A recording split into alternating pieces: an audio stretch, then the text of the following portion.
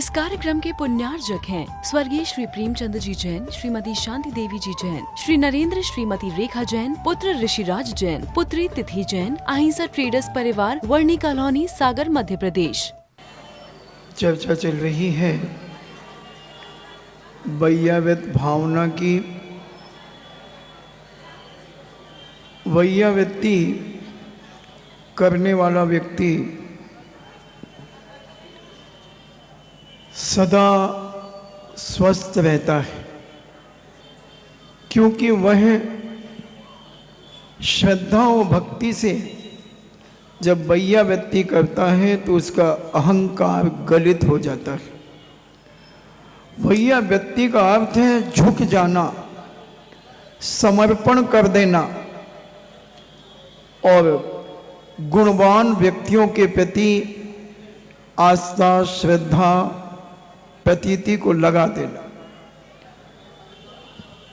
और यह वैयाव्यक्ति हमारे जीवन में अनेक प्रकार से सहयोग देती है। वैयाव्यक्ति करने वाला सरल परिणामी होता है, निर्मल भावों से ओतप्रोत होता है, सदा दूसरों का उपकार करने में आनंद का अनुभव करता है। उसके अंदर कहीं से भी अहंकार की बू नहीं आती। उसके अंदर से किसी के प्रति ईर्ष्या भाव जागृत नहीं होता। उसके अंदर से कहीं से किसी के प्रति ग्लानि भाव नहीं आता।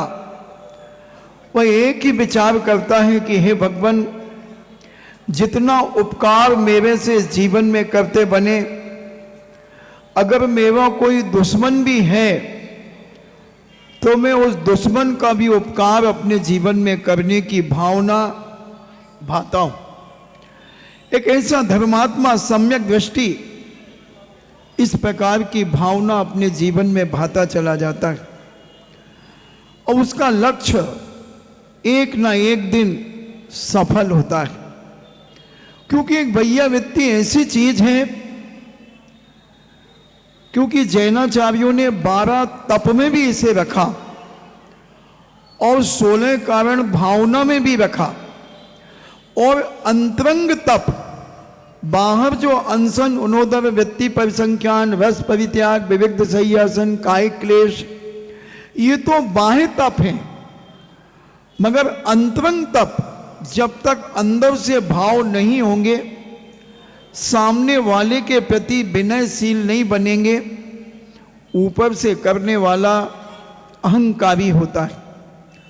और जो अंदर से अपने परिणामों को निर्मल करके वैयाव्यत करता है, वह जैनाचार्य कहते हैं वही सच्ची सेवा है और सही वैयाव्यक्ति है। वैयाव्यक्ति पूज्य सर्वभाव सिद्धि ग्रंथराज के अंदर पूज्यपाद स्वामी दुखवद दुभोग निपाते निर्बद्धेने विधिना तदपहरणम वैयाव्यक्तम, यानी गुणी पुरुषों पर दुख आ जाने पर, जो गुणवान हैं, विवेकवान हैं, चारित्रवान हैं, शीलवान हैं, संयमी हैं, उनके ऊपर अगर कभी दुख आ जाए, दुख आ पड़े, तो उनकी निर्दोष विधि से उनके दुखों का निवारण करना, उनकी वैयाव्यत करना, उनकी सेवा करना, यह वैयाव्यत है। और गुणी जनों की, दुराचारियों की नहीं, पापियों की नहीं, शराबी जुआड़ियों की नहीं, गुणी पुरुषों की, जो गुणवान हैं, उनके ऊपर अगर कोई समस्या आ जाए, कोई दुख दर्द आ जाए, कोई पीड़ा आ जाए, तो निर्दोष ऐसी वैयाव्यति करना, ये सर्वभाव सिद्धि के अंदर पूज्यपाद स्वामी इस वैयाव्यति की व्याख्या करते हैं। व्रति, श्रावक, श्राविकाएं, साधु संत आदि अगर किसी कारण से बीमार हो जाएं, उनकी औषधि आदि के माध्यम से उनकी वैयावृत्ति करना, ऐसे जैनाचार्यों ने अनेक अनेक उदाहरण देकर वैयावृत्ति की बात कही। और मैं तो कहता हूं पहले आप अपने घर से शुरू करें वैयावृत्ति। अगर परिवार के व्यक्ति की किसी को आवश्यकता है तो आप पहले अपने घर के व्यक्ति को सुखी बनाएं। अगर घर का व्यक्ति आपका दुखी है और आप सुख का अनुभव कर रहे हैं तो उससे आपको बद्दुआएं मिलेंगी, दुआएं नहीं मिलेंगी। इसलिए घर के लोगों से, और ये पहले बहुत अच्छी परंपरा थी, प्रत्येक परिवार में हर बच्चा अपने पिता की सेवा करता था, पिता की वैयावृत्ति करता था, पिता के सारे कष्टों का निवारण करने का पूरा प्रयास करता था। बहुएं भी अपनी सासू की वैयावृत्ति किया करती थी। किस समय किसे आवश्यकता आ जाए, कौन सा व्यक्ति कब बीमार हो जाए, कब किसके जीवन में क्या, जैसे अब 2 महिलाओं को कोई मतलब नहीं है तुम्हारे प्रवचन से, उन्हें अपनी गुटरगू करने से, जैसे 2 कबूतरनी चर्चा करती रहती हैं, लोगों का आना जाना रहता है, ऐसे कई प्रकार के श्रोता होते हैं। तो वो श्रोता भी 14 प्रकार, देखो स्टेरिंग घूम गया हमारे प्रवचन का, तो 14 प्रकार के श्रोता जैनाचार्यों ने कहे। एक सैल के समान श्रोता, एक मिट्टी के समान श्रोता, एक गाय के समान श्रोता, एक चलनी के समान श्रोता, एक तोते के समान श्रोता, एक हंस के समान श्रोता। श्रोता यानी सुनने वाला, जो सुनने वाला, उसके 14 भेद कहे। पूज्य गुणभद्र महाराज ने आत्मानुशासन में, जिनसेन स्वामी ने आदि पुराण में, यति विश्व आचार्य महाराज ने 2000 साल पहले तिलोर पंडिती में, ऐसे 14 प्रकार के श्रोता कहे। तो कुछ लोग धर्म सभाओं में केवल चर्चा करने आते हैं, मिलने जुलने आते हैं, उनको धर्म से कोई मतलब नहीं होता है। केवल वह चाहते हैं कि चलो इस बहाने अपने परिचित मिल जाएंगे, थोड़ा बातचीत कर लेंगे। इससे महान अंतराय कर्म का बंध होता है। पूज्य उमा स्वामी महाराज ने तत्वावसूत ग्रंथराज के अंदर कहा, विघ्न करण अंतराय से। ये आपके जीवन में कई काम बनते बनते क्यों बिगड़ जाते हैं?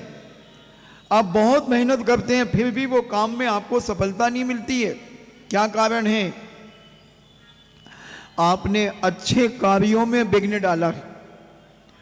विघ्न करणंतराय से, इसलिए कभी भी अच्छे कार्यों में कभी विघ्न मत डाल देना। और ये अच्छे कार्यों में किया हुआ विघ्न तुम्हारी जिंदगी में कभी अच्छे काम नहीं होने देगा बंधुओं। तुम बहुत कोशिश करोगे, बहुत पुरुषार्थ करोगे और एम टाइम पर वह काम तुम्हारा बिगड़ जाएगा। बहुत सारे लोग आते हैं, चाहे वो पढ़ने का हो, व्यापार का हो, नौकरी मिलने का हो, कुछ भी हो, तो ऐसे विघ्न डालते हैं लोग, स्वयं सुनते नहीं और दूसरों को भी सुनने नहीं देते। ऐसे व्यक्तियों को तीव्र ज्ञानावर्णी कर्म का बंध होता है। कितना भी पढ़ लें याद नहीं होता। सुना देंगे मगर परीक्षा में जब लिखने जाएंगे तो लिख नहीं पाएंगे। बहुत सारे कारण होते हैं। तो ऐसी वैयावृत्ति की चर्चा चल रही है। तो पूज्यवर ने कहा, जो गुणी जन हैं, उन गुणी जनों के ऊपर कोई कष्ट पीड़ा अगर आ जाए, दुख आ पड़े, तो उनकी निर्दोष वैयावृत्ति करना, ये इसे वैयावृत्त भावना कही जाती है। और सम्यक दृष्टि, जो सम्यक्त से युक्त हैं, ऐसे शाति से पुण्यार्जन जिससे होता है, ऐसे निर्मल सम्यक्त को विभूषित करने वाले जो श्रावक श्राविकाएं हैं, वो जो सेवा करते हैं, वह वैयावृत्त भावना कहलाती है। तीर्थंकर प्रकृति के बंध में कारण है, और ऐसा सुअवसर जब हमें प्राप्त हो तो स्वपर स्व और पर का अनुग्रह धर्म की रक्षात यह कार्य करना चाहिए।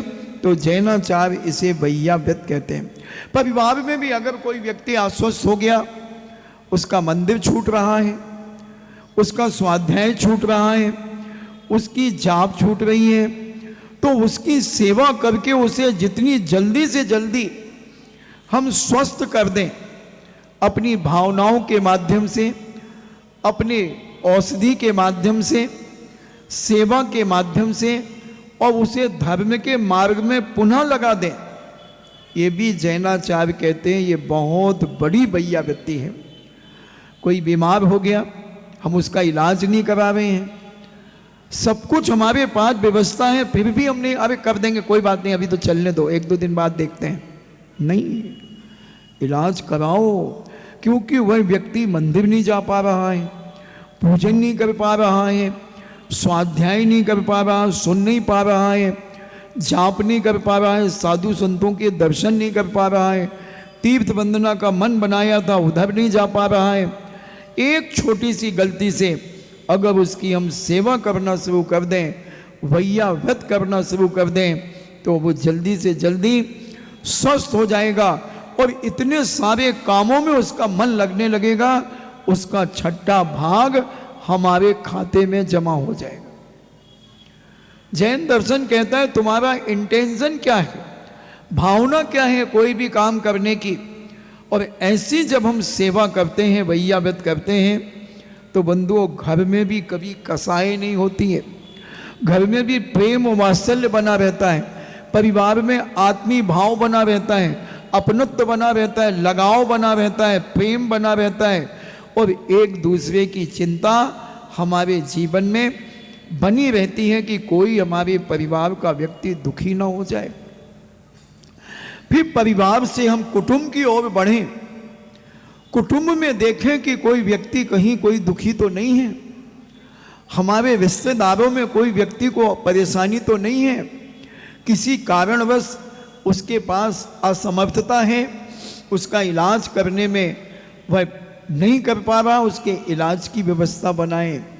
बंधु जैनाचार्य छोटी छोटी बातों से आपके जीवन में इतना पुण्य भरना चाहते हैं, इतना पुण्य भरना चाहते हैं कि आपका जीवन कभी दुख से पीड़ित ना हो जाए, आप सदा स्वस्थ रहें, हष्ट पुष्ट रहें। और जब आप स्वस्थ रहेंगे तो नियम से धर्म ध्यान करेंगे, और शत्रु भी वैयाव्रती करने से शत्रु भी विनयशील हो जाता है।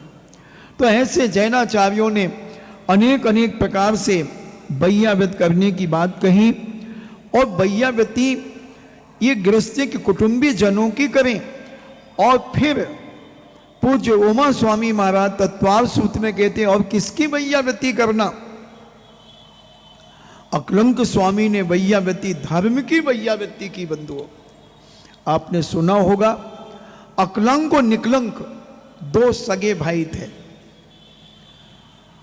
दोनों सगे भाई विचार करते हैं कि हम जैन दर्शन की कैसे वैयाव्रती करें, जैन धर्म को कैसे ऊंचाइयां दें, किस प्रकार से हम अपने पवित्र वीतराग धर्म को सारी दुनिया में प्रचारित करें। तब उन्होंने विचार किया, अष्टानिका पर्व लगने वाले थे, उनके माता पिता पूज्य मुनिराजों के दर्शन करने के लिए गए, और पिता ने संकल्प किया कि महाराज अष्टानिका पर्व में हम ब्रह्मचर्य का पालन करना चाहते हैं। दोनों पति पत्नी ने ब्रह्मचर्य व्रत का पालन करने का संकल्प किया, और अकलंग और निकलंग को बुलाया और कहा महाराज इनको भी आशीर्वाद दीजिए, ये भी ब्रह्मचर्य का पालन करेंगे। अकलंग और निकलंग बड़े आनंदित हो गए। धीरे धीरे काल बीतता गया, और जब अकलंक बड़े हुए, निकलंक भी बड़े हो गए, तो घर में वार्तालाप होने लगा कि इनका विवाह करना है, किसी योग्य राजकुमारी की खोज होने लगी।